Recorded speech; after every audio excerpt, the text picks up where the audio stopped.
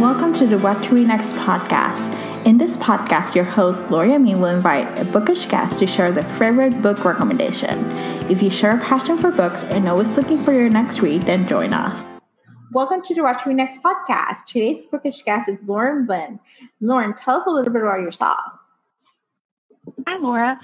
Thanks for having me. First off, I'm a Bookstagrammer. I'm at Bookish Lore.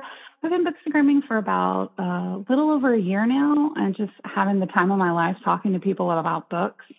And it is a hobby for me. I know some people use it as a career, but it's a hobby for me. I generally read like YA books and adult, contemporary, sci-fi, fantasy, and definitely romance. So let's see what else. I am married with 3 crazy cats that usually read with me. Aw, that's so cute. Sometimes it's annoying, but for the most part, it's cute. That's true. So today we're going to talk about how we met, which was a romance candy crush at BookCon. And then, so we'll talk about BookCon, we'll talk about romance, and we're going to talk about book recommendations. So, So what was your experience like for BookCon? BookCon was, as a introvert mostly, was overwhelming. I just remember there was just so many people. And in my defense, that was my first con. I'd never been to a con at all, and decided to let's just go full haul and just go to BookCon. And I at least had done some research. That's probably the first thing I would tell people. Do research and figure out, even though they say ARC drops, usually the ARC drops have to have tickets, and they drop those off in the morning. A lot of people didn't know that. So you'd see people running around back and forth. And there were definitely, maybe pack snacks and be willing to stand in line. And I know there was definitely some publishers that were really, really sweet. If you're nice to them, they'll definitely be nice to you. So don't be pushy. Don't be annoying. Yeah. I think. Did you have similar experiences? BookCon is overwhelming. I think I attended BEA beforehand, so I got to get most of the arcs. So for me, BookCon was just there's thousands of people, there's thousands of lines, and it's just overwhelming. So I tend to stick around for the panels as opposed to going on the show floor, because it was just too overwhelming for me. It was I'm an introvert, and there's too many crowds. I did do panels.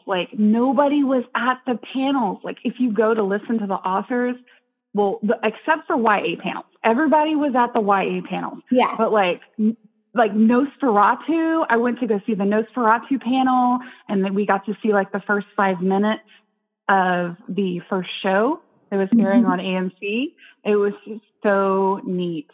And then what was the other one? It was for Cursed with the graphic novelist Frank Miller, I think. Yep. And we got to see bits and pieces of that as well, and also how it's going to become a Netflix series. So we got to see a first glimpse of what the main character, the female, the lady in the lake, is going to look like. And it was really cool. It looked kind of almost Irish, like moss is growing off the rocks of this waterfall, and she's coming out of a lake with a sword, and it just looked so neat. And I was okay, now I need to read the graphic novel. Yeah, I do. That's exciting. Yeah, I did Babysitter's Club panel, which was with N.H. Martin, which is a dream because I used to read Babysitter's Club growing up. So that was kind of fun. I did the romance panels actually, and they were fun. They were fun to see the different authors and just hear their experience about rom-coms and historical romance and what their flavor they bring into the table. Oh, that's cool. The other one was audiobooks. They had one on audiobooks, and it had a lot of the narrators in there, and how it's kind of changing, and how instead of being I guess they go to a place to record. A lot of people have recording in their home that they can also do, kind of self-published, I guess. So that was really cool to listen. And the one thing I took away from that is I cannot remember his name, but I think he was in that panel. He was the one that wrote War Girls that's coming out. And he said that because they asked him, what's your favorite audiobook? And he mentioned Moby Dick. And he says, and the funny thing about it was part of like the Great Big Read or the Big Read. And every chapter is narrated by a different person, like Benedict Cumberbatch. I think one of them was like narrated by like an ex-prime minister. Like it just sounded really interesting for an audiobook. Mm-hmm. That sounds interesting. Just have a different narrator for each chapter. Is that what Yeah, so it keeps changing. There were definitely some female narrators too. It wasn't all men, so I thought that was really cool. I still need to listen to it and find it. Yeah, that would be really cool. It'll be, I don't know if it would be weird. I don't know how I feel about it. Because like sometimes you get used to a narrator and you're like, wait, I got used to this voice. It's soothing, you know. Benedict Cumberbatch, I would probably cry when he stopped talking. Yeah, that's true. You would get on a roll, and then all of a sudden it switched, and you'd have to get used to a different person. Yeah. But yeah, I could see that way too. That's so true. And we met at the Romance Candy Crush event, which was actually a lot of fun. Even though it was a ticketed event, we just got to meet authors and get free books. And it was just kind of like fun. So, which authors did you end up meeting? Oh my God. I ended up meeting, like, some of these authors are popular, and I had never read books from them before. Because I have only been in reading in the last year and a half. I stopped reading when I was in college and with a job. And like, I met Tessa Bailey. I got to meet Lissa Cole. There was an author, which was so funny. What was it? It was Crazy Cupid Love. I got to meet Amanda Hager. She was really sweet. She had like a dog print. I remember her because she had a dog print dress on. It was so funny. But everybody was so sweet and so nice. And it was the best part of BookCon right there. Yeah, that was my favorite part of BookCon. It was like such a treat because I got to meet the authors, and yeah, the free books were nice, but it was just like it was fun to just meet the authors and just talk to them and get a sense of what their writing is, and it was just like, and they were so nice. Everyone was so sweet and so nice, and the lines were magical. Yes, and it was like everyone knew, like, okay, there's like 8 people in that line because the whole premise of it was they gave us 8 tickets. And you used the ticket for one of I think there were over 15 authors there. There were almost 20. And you got to pick which book you wanted, and then they would sign it and personalize it for you. But they also gave you like a cardboard cutout, and you could go around and get everybody to sign this like cardboard poster that said Romance Candy Crush BookCon 2019 on it if you wanted to do that. But yeah, it was definitely the highlight. I did not expect it at all. I got the email that I was invited to it maybe 2 days before BookCon. So it was definitely a surprise for me. Yeah, I got it Friday. I was like, oh my gosh, this is amazing. Because I was like, I didn't know anybody that was going either. Yeah, my experience with BEA was there was no romance, so I was so disappointed. I was like, I only got Twice the Blue Moon, which was like really good find. But other than that, I didn't get any romance books, and I was like, I really want romance, and so I was like, I got the email on Friday morning, and I just jumped up and down. I was like, oh my gosh, I'm going to the romance thing, and I knew Melanie from Mel to the NE because we've been hanging out for BEA. So when she got the email, she's like, I got the ticket. I was like, perfect. It was like perfect. And then we start meeting all this hodgepodge crew who was like, yeah, I got the ticket. I'm like, this is amazing. So that's and then crazy. We met you because we stayed to the end. I turned around and I know I saw Melanie. I was like, that has to be Mel to the Annie. She's got the blonde hair. Yeah. And she's like talking to you in the corner. And the funniest thing is I didn't even know this at the time, but I was following you like maybe the week or 2 weeks before. And I had saw on your stories that you were going to Romance Candy Crush. And I was trying to remember when I got that email. I was like, who else is going to this? And I think I messaged you and we were supposed to meet up. And then everything was so hectic Sunday. And it was so funny. I walked over to Melanie and I was like, hi, Melanie. And you were like, hi, I'm Laura. And I'm like, what was your last name? I That know. was just so funny. I was like, I was supposed to meet up with you. I know, because I'm like, and I'm shy. Like Melanie was a social extrovert who basically got to know everyone, and I was like, okay, I'm just gonna tag along here. And I'm like, I'm an introvert, so it's like it's hard for me to just go and be like, hi, how's it going? How's it going? So it was fun. Oh yeah, it's like one-on-one is fine. It's in that environment where there's so many people, it just gets overwhelming. I keep using that word, but there's just so many people. And in a good way. They're all book nerds. So are running around excited just as much as you are.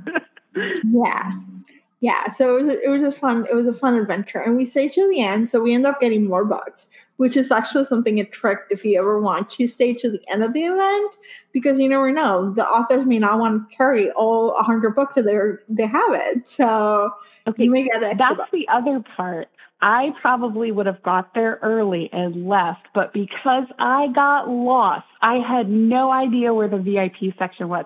I asked 3 different people, and so by the time I got up there, it was 15 minutes or so late. So I was like one of the last people going through. So because I was, I guess, last almost, that I got to meet y'all and see y'all and get extra books. So that was definitely it was meant to be. There we go. That's awesome. And you've been a romance reader. You've been reading romance lately, right? Oh my God. I've been a romance reader since I was a teen. I just stopped reading for a while during college. But like the last month, the ones I've been reading that I just got introduced to were Tessa Daly, Tessa Dare, and I think Helena Hunting. I went on a crazy audiobook binge of definitely Helena. I think it's Helena Hunting's Shacking Up series. Yeah. Have you read her Puck series? No, I have heard about it, but I have not read her Puck series. So Let me write it down. Far, my favorite series of all time. I would tell you, it's so funny. The banter is on point. It's steamy. There's things that are not safe for work that I may not mention. But there's a costume. There's a costume. That's what I would tell you. There's a costume related that's not safe for work. That's so good and so funny. Like Violet is my spirit animal. Like that's the heroine from the first book. She's my spirit animal. She's like amazing. Oh, see, there's something about the romance, the ones that are sweet and sexy, but then they throw the funny and the humor in there. Those always get me. Those will always be my favorites. The ones that can throw humor in there. Mm-hmm. Yeah. I love the banter. Like I love there's like something. That's what I like about rom-coms is like there's comedy there. There's jokes. There's just something funny about it. Oh yeah, I love that. Like what was the one I think it was Romancing the Duke, and I think it was Tessa Dare. That audiobook had me rolling because it was all about her. She inherited this castle from this like godfather. He gave like 4 different girls different castles. And she shows up and there's a man already living there. The Duke is already living there. He goes, no, this is my castle. He goes, well, I'm sorry. I think they thought he was dead or something. And so it kind of went and his like solicitor sold it. And it was just this crazy rom-com mess. But it starts off like that, but it was so funny. It had so many funny moments in it. But, yeah. That sounds really good. I definitely want to pick up. Tessa Dare is one of those authors that I want to pick up this fall. Like I'm trying to read less arcs and just read more backlist. And I know she keeps popping up as like a go-to historical romance. If you like audiobooks too, because I found the audiobooks at my library, those were definitely really good. I just finished the third one was okay. The first one and the second one in that series were the best. Okay. Definitely. Okay. That sounds good. So now let's get to a round of book recommendations. So which 3 books did you read this month that you would recommend? Okay, the first one actually came out this month, and I was lucky enough to get an arc of it at BookCon. It was Kingdom of Exiles by Maxim Martineau. Okay. And I love that one. It was a romance. It's an adult romance, but the amount of fantasy in it, or it's a little paranormal, but I see it as fantasy because it actually deals with the main character who's a beast charmer, and she's down on her luck. She's been exiled, so she has to sell her beasts, and they're magical to kind of like on the black market. So she gets a hit out on her life from an assassin's guild, picks it up. And so she basically makes a bargain with them, like, hey, I will capture so many beasts for you if you take the hit on my life off. So they kind of go on this adventure of looking for these beasts. And so it really was half romance, half fantasy adventure. The world was really good. So it just shocked me how much fantasy was in it. You know, the paranormal or the fantasy romances nowadays, they'll just be like, oh, there's this little fantasy element, and then it immediately gets to sex. No, this one was a little more slow burn, and it had more world building that I'm used to seeing in like YA fantasy now. So I really love that part. Let's see, what's another one? I would say Wilder Girls by Rory Power was pretty good. If you like YA, it wasn't scary, but there was just something creepy and different about the story.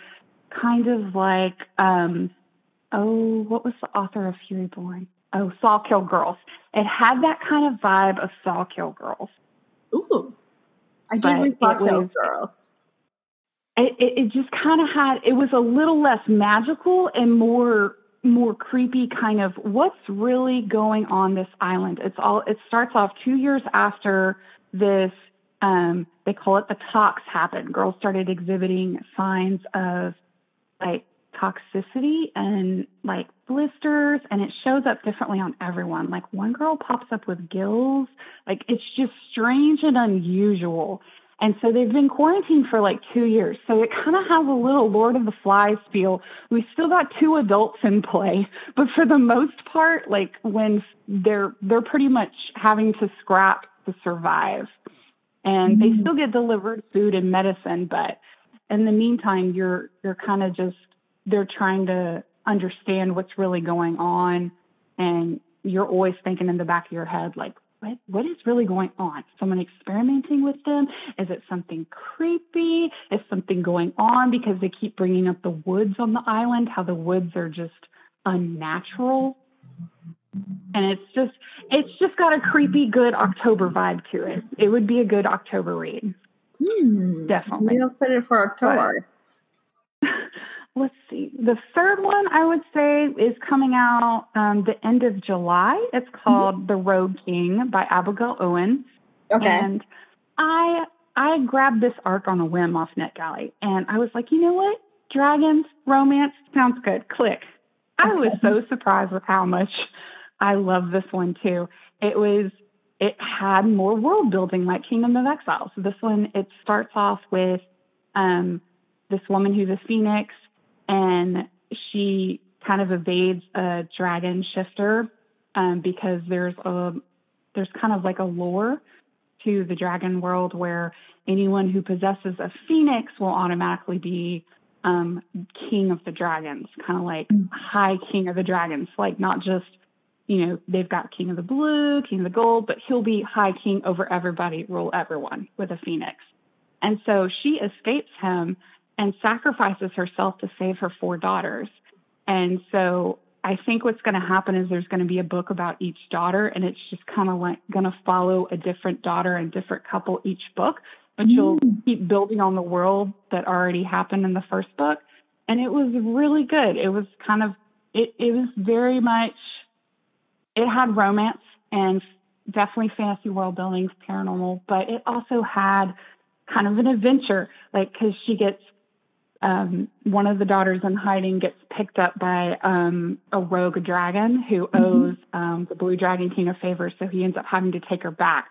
Well, of course, people get wind that, there's possible phoenix. So, like, they keep getting attacked, and they just kind of do a whole bunch of side adventures, and it is really good. I really like that one. And I can't wait to read the next book of that one. That one in Kingdom of Exiles. Cannot wait to read The Rogue King, the second book. That one, definitely. But what are the 3 books you think you've read this month that you would recommend, Laura? So I read American Royals by Catherine McGee. So if you haven't read Catherine McGee's earlier series, The Thousand Floors, that's a really cool Gossip Girl meets dystopia meets New York City on a big old tower, 1,000 floors. So I really love that series. So she came out with a new series where it imagines the world if George Washington, instead of becoming a president, he became a king of the United States. And so they have a royal family. And then it's present day royal family. And they change the rules so a queen can ascend the throne. So this is the story of her and her siblings about this whole process of her ascending the throne. But also just kind of like the intrigue, like she's supposed to marry another royal. The sister wants to be seen. So there's all these different things that happen. And it was so good. It was like a 5-star read. So it comes out in September. Put it on the TBR. It is a 5-star read. It's so good. I'm writing it down now. What's your next one? So it's another arc. So I did read Lee Bardugo's Ninth House, and I needed to mention that. So I did. I read it. It was really good. This is my first Lee Bardugo. So I want to preface that I've never read Lee Bardugo before. But I knew when I read the synopsis, it was about Yale secret societies. I was like, I need to read this book because I have a thing for secret societies in Yale. So this book is fantasy, I would say. It's set in modern era.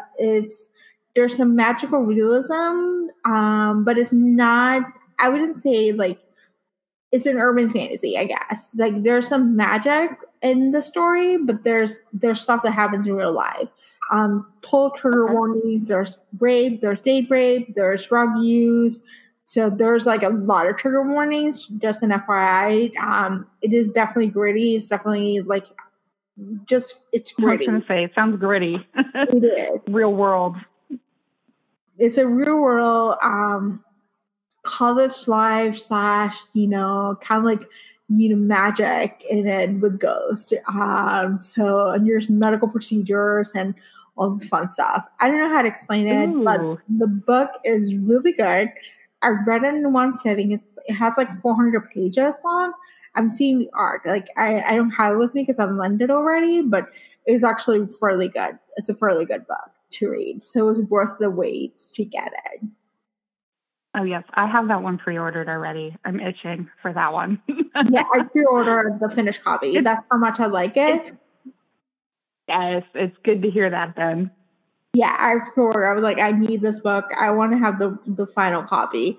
And most of the times when I get an arc, I don't buy the pre-order. I don't pre-order them because I'm like, yeah, whatever. But this one, I'm like, I want this. And there's going to be a book 2 in the series, which I'm looking for. Yeah, I find if you get an arc and you actually buy the book, you really liked it.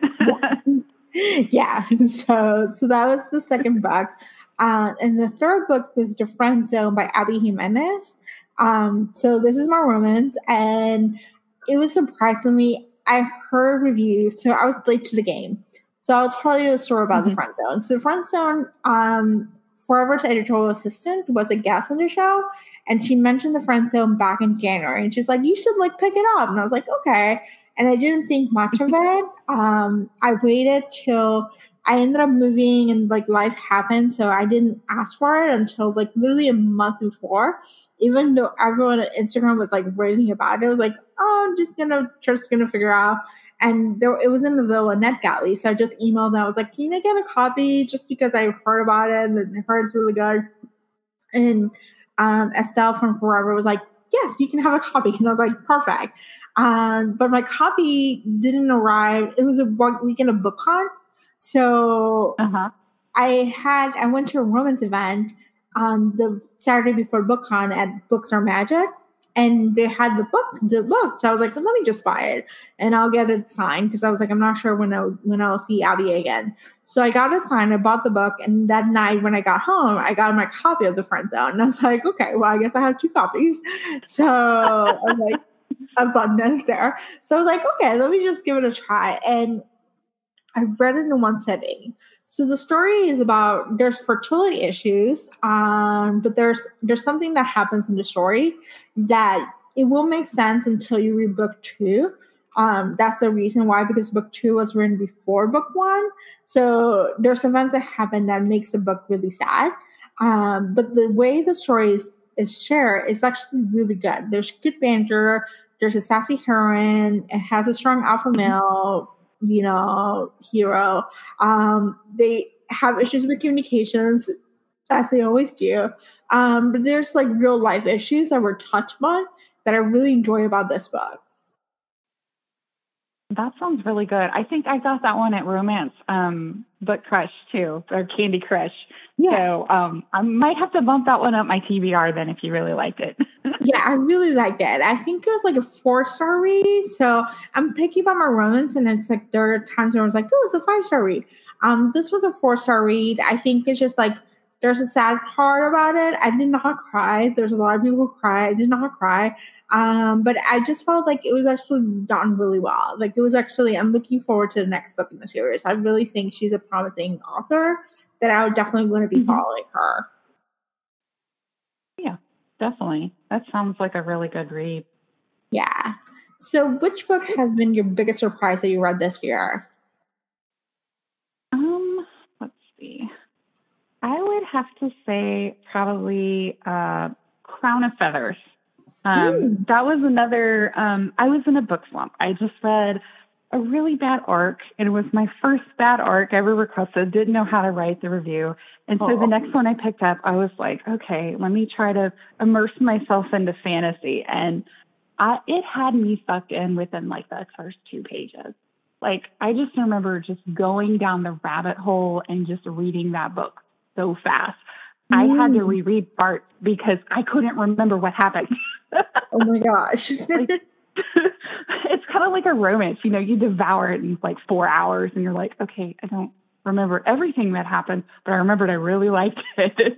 Yeah. But I really, really liked Crown of Feathers. That was that was definitely a 5-star read for that one. And it was just really, there's definitely it had twists. It had multiple points of view. It had sisters with drama, and it had phoenixes, but it had like rideable phoenixes. Apparently phoenixes are a theme this year for me.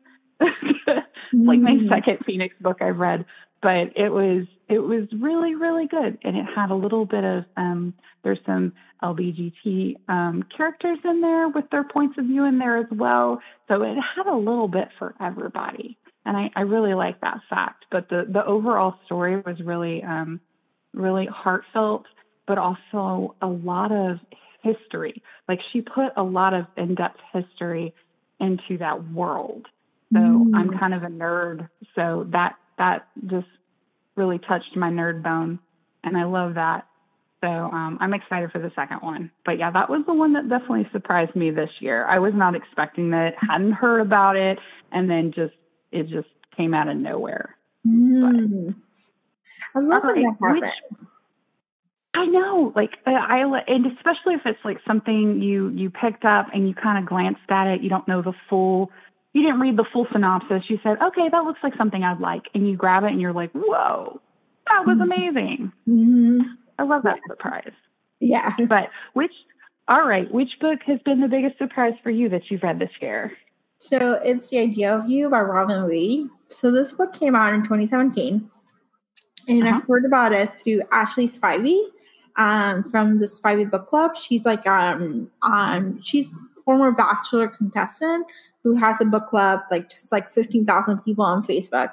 And she mentioned it to Grace Atwood and Becca Freeman from Bad on Paper podcast. So it's been mentioned it. I was like, okay, like I follow that podcast and they're talking about it and they're reading it. And I'm like, okay, let me see what this book is all about. And I just picked it up on a whim. I pay full price, and I typically do not pay full price for Kindle books that are like $9.99. I don't pay for that. I'm like, that's too expensive. But for some reason, I had the inclination. I was like, let me pay full price. And I will tell you, I ended up buying a physical copy. So this is how much I love this book. So this book is about 40-year-old Celine who falls in love with the boy bander Hayes Campbell, who's 20 years old.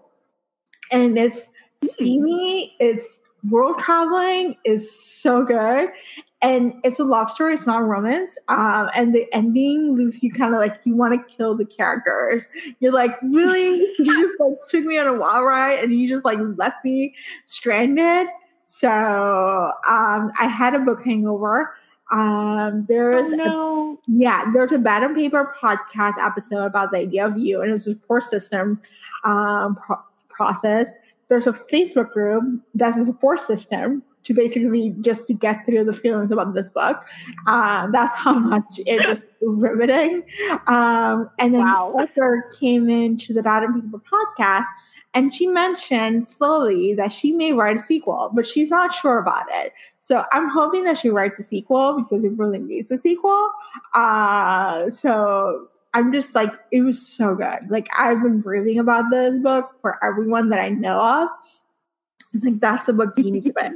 Like, it's I so have not good. heard of that one. The idea of you. Okay, I'm definitely going to have to look up that one. Yeah, I would definitely look for it. Once you see it, then you start seeing in other people's places. Like, it's one of those books that's like, notice it, like I noticed once, and then it starts showing up like on Instagram, it starts showing up on book recommendations, it's just like started showing up. And then I realized it was like everywhere at some point. So that's funny. I encourage you to pick it up. It's a book outlet, so you don't need. I ended up paying full price on Amazon, and then I saw there was a book outlet for $5. So if you're gonna do book outlet, just order on book outlet. But yeah, it's so good. And then listen to the episodes because there's like so much conversation about it. You're like, oh my gosh, like there's fan fiction about like what the ending should look like. You know, like support groups. There's book support groups. Yeah. A book that has a support group, it's a book that you should read. It's I'm more worried about the ones that need support groups that you need to stay away from. Like, everyone's like, I loved it. But then they're like throwing it in like their Instagram stories. You're like, I don't know how much you really love that if you're throwing it across the room. I know. I really loved the book, but it was like I was so angry at the ending. Like, literally, I was just like angry at it. It was like, really? I was like, when is it? I was like not happy with the ending, but I absolutely adored this book. This book was everything that I was looking for. You know, it has a boy bander, so just like it's actually loosely based on Harry Styles of One Direction. So with the 4-year-old, you know, art critic, you know, as a heroine, and she's like, you know, all sophisticated, and she's like dating a boy bander. So it's it sounds crazy, but I can see how it would work. It would definitely be some drama in that relationship that would keep me reading. Oh, she has a 13-year-old daughter. That's how she meets him. Oh, good God. Yeah, she has a 13-year-old daughter. At a concert.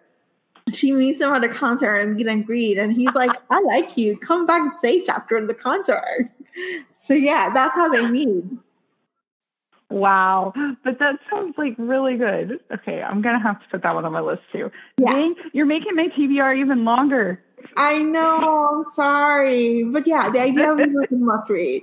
I feel like that should be my standard book recommendations where everyone's like, just read The Idea of You. If you're not a romance reader, just still read The Idea of You. It's so good. It's like, if I tell you anything, read this book. Yes, pretty much. So, all right. So are there any books that you read that you think we should skip? Oh, okay. So I'm going to say the first one would be, I only got two. The first one would be Damsel by, I think, Elena Arnold. Mm-hmm. I don't know how to say her first name, but it was one of those books that had a twist. But if you guess the twist, you're not going to want to read the rest of it. So I'm reading the first two chapters, and by the second chapter, I guessed the twist. So the rest of the story felt long and drawn out, and I'm like, and the character was annoying me because I knew, even though she didn't know in the book. So you start to get frustrated. So that was a very frustrating read for me. I thought it could have been a good, like, short story. Like, if it was just a short story, it wouldn't have been that drawn out with the twist. Like, even if I had guessed it, it would have only been, like, less than 100 pages, right? And I could have dealt with that. But, like, 300 pages of that, it drove me nuts. But that one I would skip. Just personal pain. I would skip that one. The second one was actually the arc that I didn't like before Crown of Feathers. It was The Warrior Maiden by Melanie Dickerson. And I hadn't read any of her books before, but I knew it was by like a Christian publisher.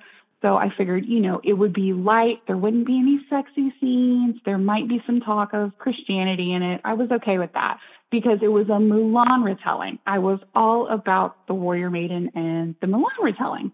And oh, dear God, that one had so many sermons. You started reading 10 pages and they'd mention something. I'm like, okay, cool. If they just mention stuff every once in a while, that's fine. 20 more pages, 30 more pages. By page 50, I was checked out. There was one section where she was talking to the love interest, and it was almost like they had a preachy sermon back and forth for 3-4 pages. I was like, oh my gosh. What is going on? Can someone like shoot arrows at them or something? Like I was not in it for that. And then the worst thing, which is probably a spoiler if you do really want to read it, maybe fast forward about 10 seconds. The guy saves her at the end.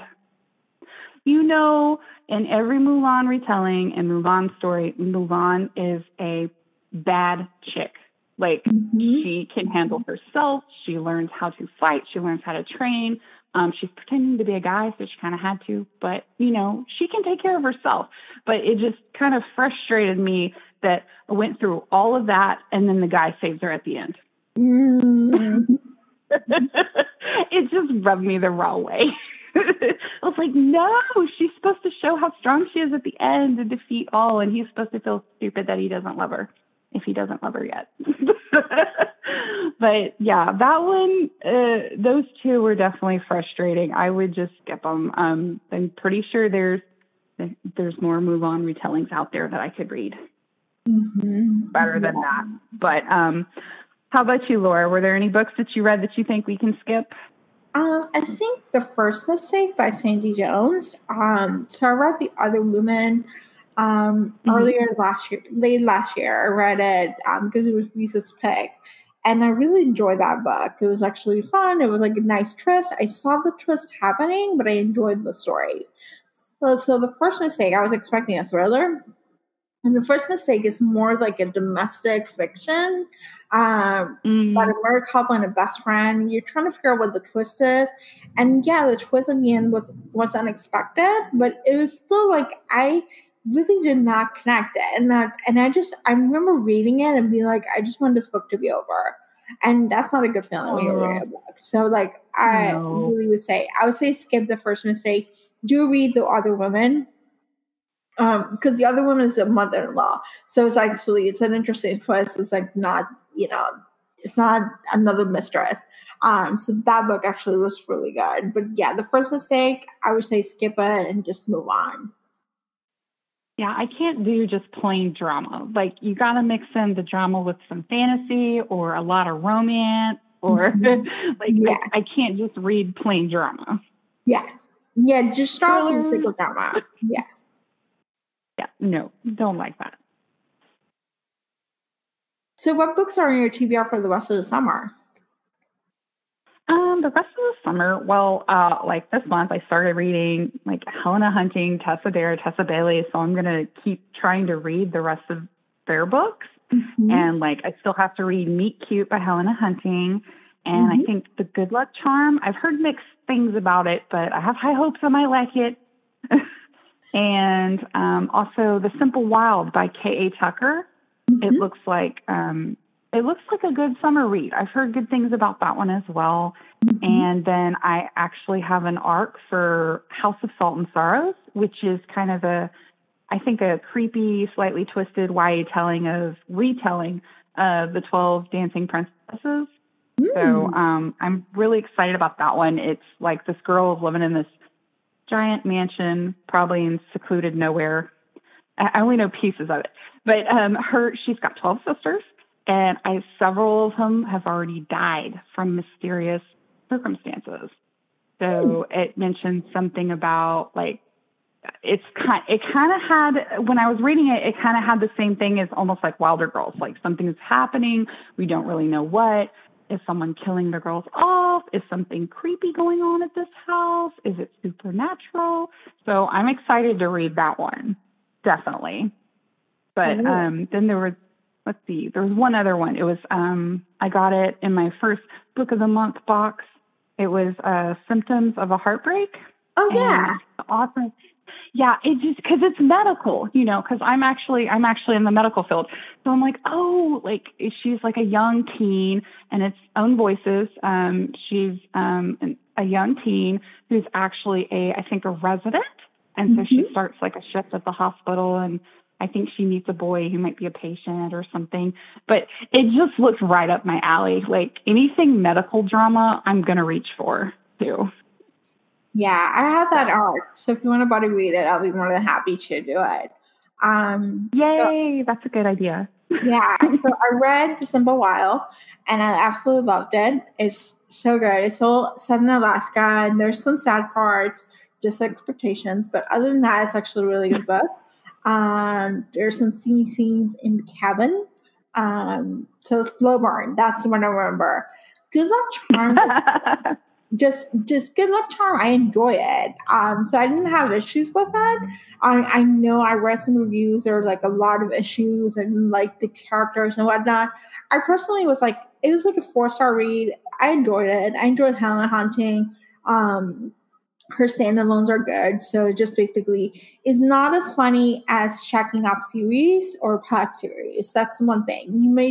It's just like good story.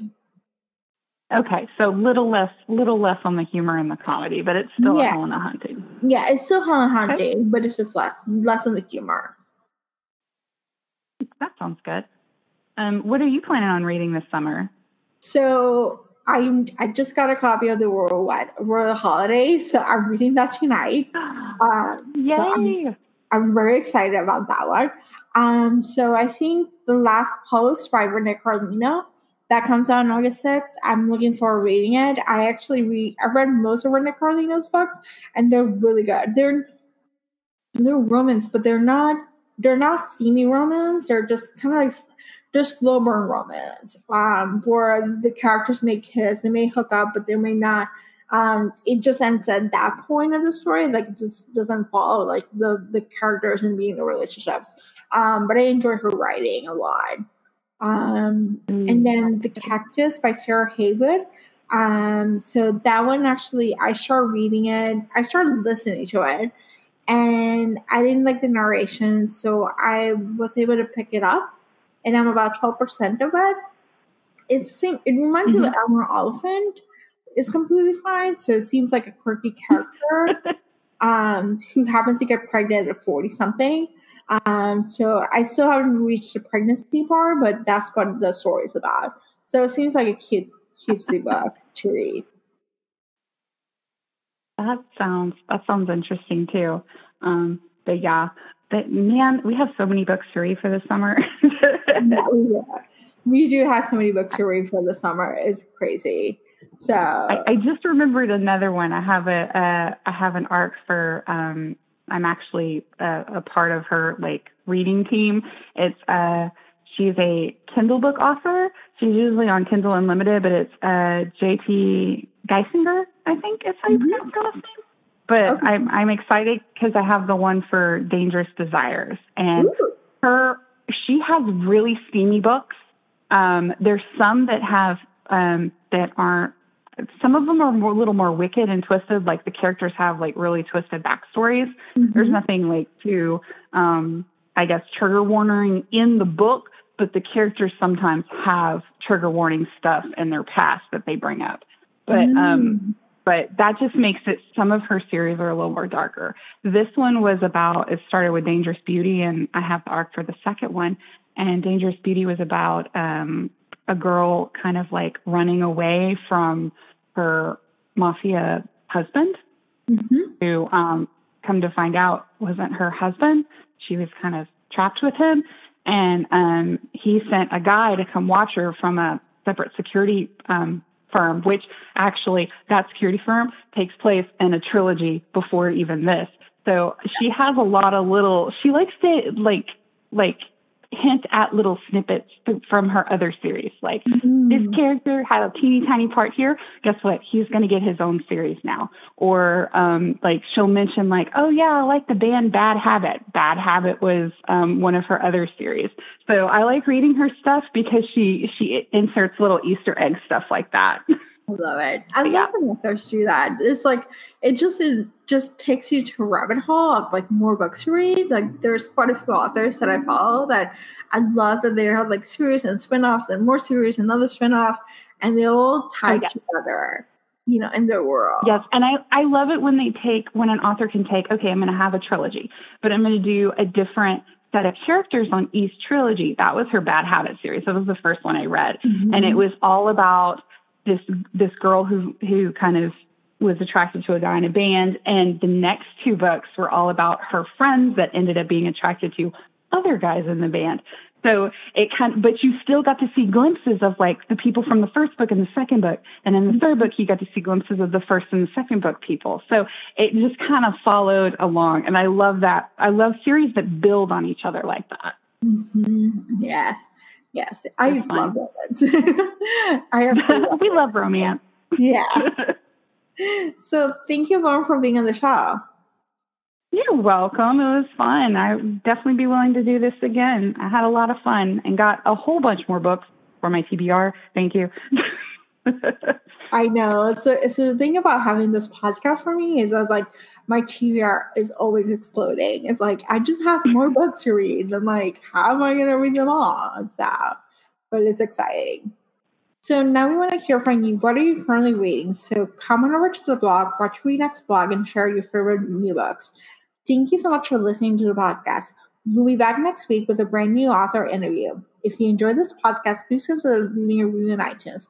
Thank you so much for listening and have a great day.